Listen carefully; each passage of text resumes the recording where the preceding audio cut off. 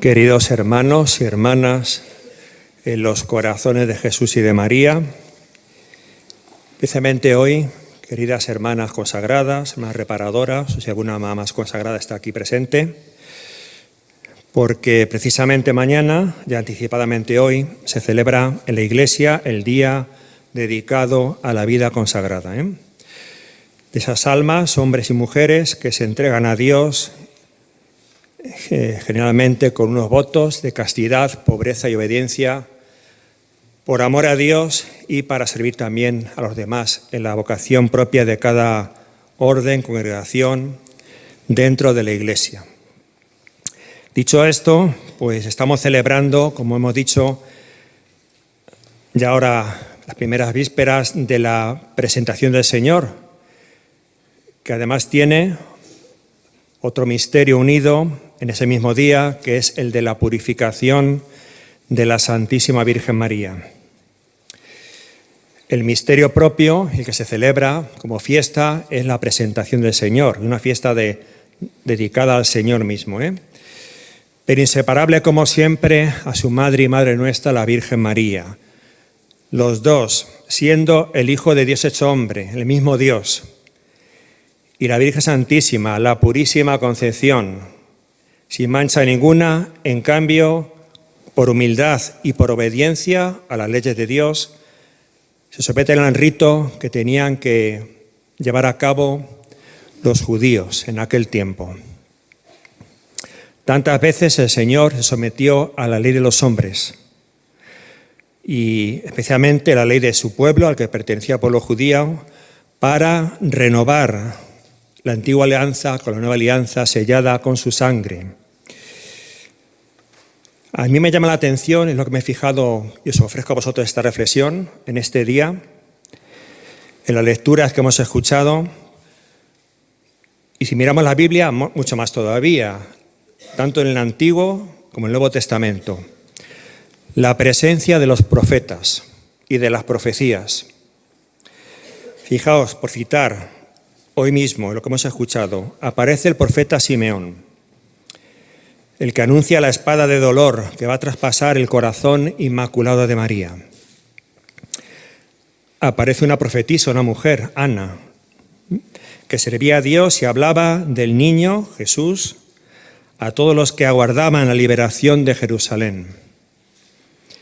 Y es curioso, si nos fijamos, cosa que no se presta atención muchas veces, que hay muchas o bastantes mujeres en el Antiguo Testamento que eran profetisas.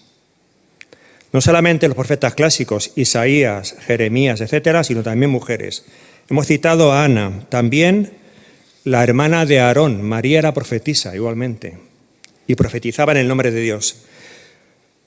Otra más por citar, Hulda, esta menos conocida, pero también aparece en la Biblia, en el segundo libro de los Reyes. Y otra más, para terminar, entre muchas, Débora, esta más conocida, que se cita en el libro de los Jueces. Y otras mujeres, no siendo profetisas, que Dios las daba una encomienda especial. Por ejemplo, Judith, por citar un caso. Y en el Nuevo Testamento, sobre todo, y abarca toda la Biblia completa, toda la redención, toda la historia de la salvación, la Santísima Virgen María. Ella que es también profeta, porque ha hablado y sigue hablando en el nombre de Dios nuestro Señor. Una pregunta que yo me he hecho, que os ofrezco a vosotros para reflexionar: ¿por qué tantos profetas y profecías? ¿Por qué? ¿Es necesario eso? Sin duda ninguna, si Dios lo hace así, es porque es conveniente y necesario, claro que sí.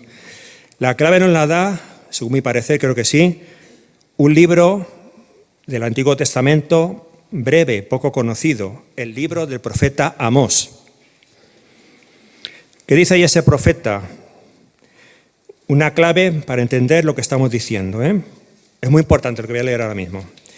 Dice ese profeta: ciertamente, nada hace el Señor Dios sin haber revelado su designio a sus servidores, los profetas.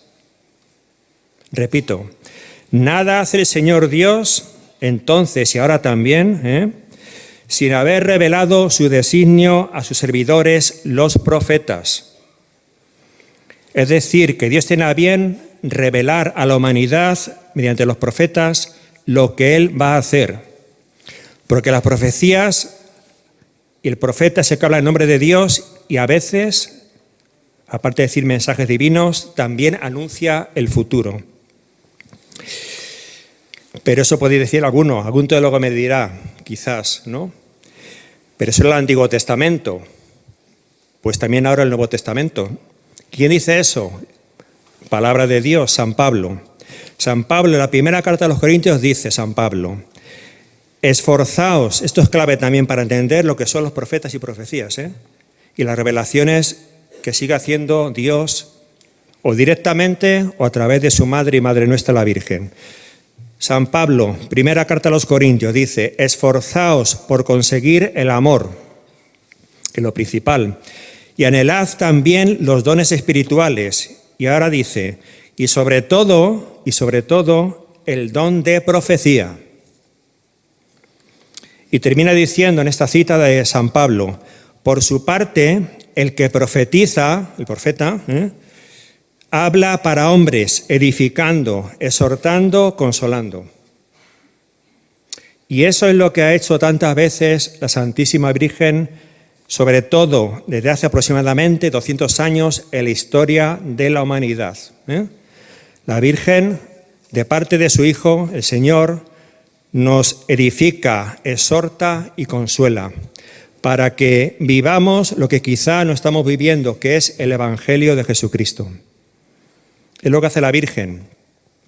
Lo hizo en la Salet, lo hizo en Fátima, lo hizo en Lourdes y en otros lugares que todavía la Iglesia no ha definido ni ha aprobado quizá, pero que también son intervenciones divinas por medio de la Santísima Virgen María.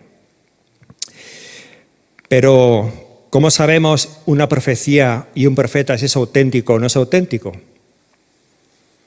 Porque también es verdad que hay muchos falsos profetas en este mundo y falsas profecías y gente que engaña y hay personas que dicen ver cosas del cielo y son mentira.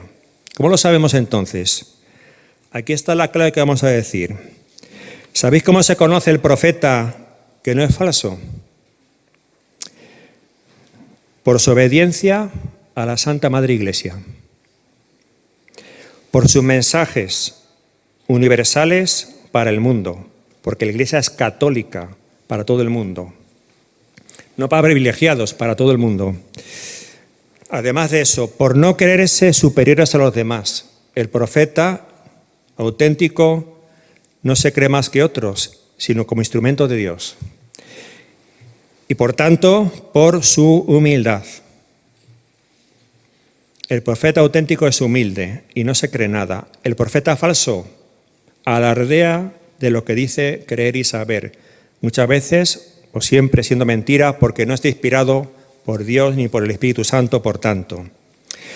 Los falsos profetas, añadimos nosotros, escrutan los designios de Dios temerariamente, son temerarios. Y se equivocan, por tanto, siempre, casi siempre. Y si aciertan, no es por revelación divina, sino porque han acertado simplemente. Pero se equivocan muchas veces porque no viene de Dios su profecía, no son profecías auténticas. Pretende conocer el futuro. Hay por ahí visionarios en televisión, en internet. Son falsos profetas, mentirosos.